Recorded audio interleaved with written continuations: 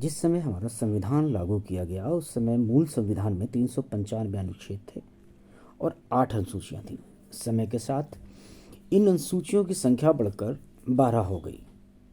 इन अनुसूचियों में कौन कौन से विषय हैं, अक्सर ये प्रश्न पूछ लिया जाता है।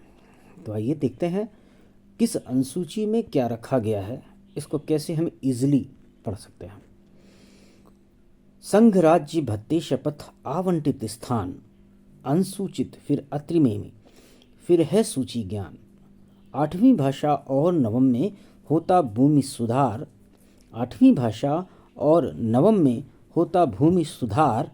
दल बदलू पंचायती नगर पालिका यार। तो पहली से लेकर 12वीं अनुसूची तक के विषय हम लोग देख लेंगे। पहली अनुसूची संघ राज्य।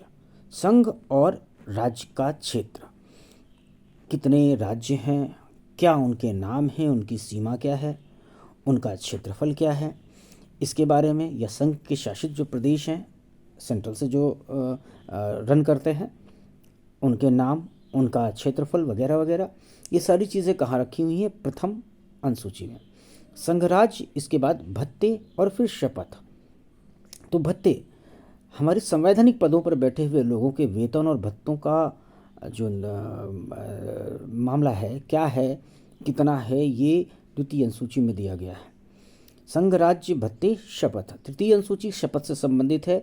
विभिन्न संवैधानिक पदों पर बैठे हुए लोगों का शपथ का प्रारूप क्या होगा। संघ राज्य भत्ते शपथ आवंटित स्थान। तो जरा देखिए स्थानों का आवंटन कहाँ पर होता है। स्थानों का आवंटन राज्यवार राज्यसभा में होता है।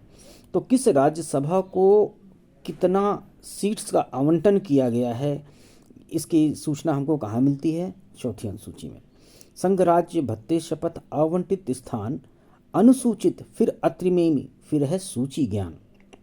तो चौथे में आ जाते हैं अनुसूचित क्षेत्रों का प्रशासन, 5वें में अनुसूचित क्षेत्रों का प्रशासन, 6वें में अत्रिमेय। ये 4 राज्य हैं जहाँ के अनुसूचित क्षेत्रों के प्रशासन के बारे में बात की जाती है। ये 6वीं अनुसूची में अत्रिमेय।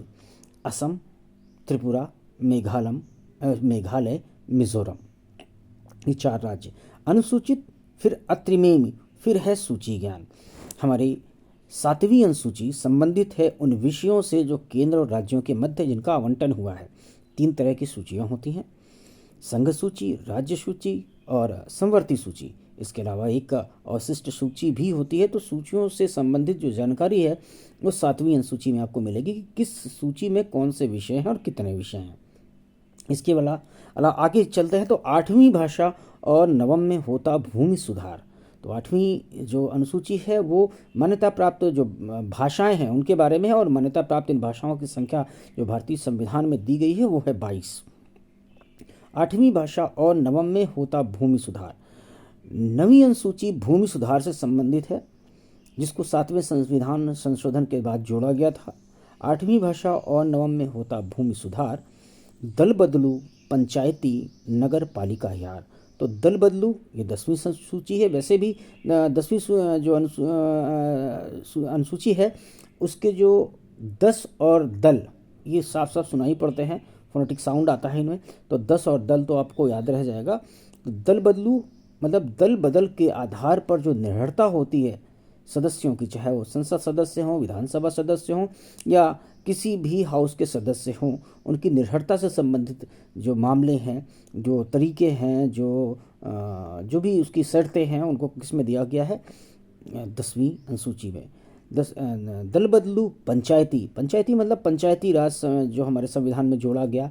संविधान के 73वें संविधान संशोधन द्वारा जो त्रिस्तरीय पंचायती व्यवस्था बनाई गई, तो उसके बारे में पंचायती राज ये 11वीं अनुसूची का विषय है। और दल बदलू पंचायती नगर पालिका यार। तो नगर पालिका जो जिला प्रशासन है, जो निम्न स्तर पर जिले का प्रशासन चलता है, उसमें नगर पालिकाएँ पूछी जाती हैं। तो ये 12वीं अनुसूची है, ये उसका विषय है। तो फिर से एक बार देखते हैं। संघ राज्य भत्ते शपथ आवंटित स्थान अनुसूचित फिर अत्रिमेय फिर है सूची ज्ञान। 8वीं भाषा और नवम में होता भूमि सुधार। दल बदलू पंचायती नगर पालिका यार। Thank you.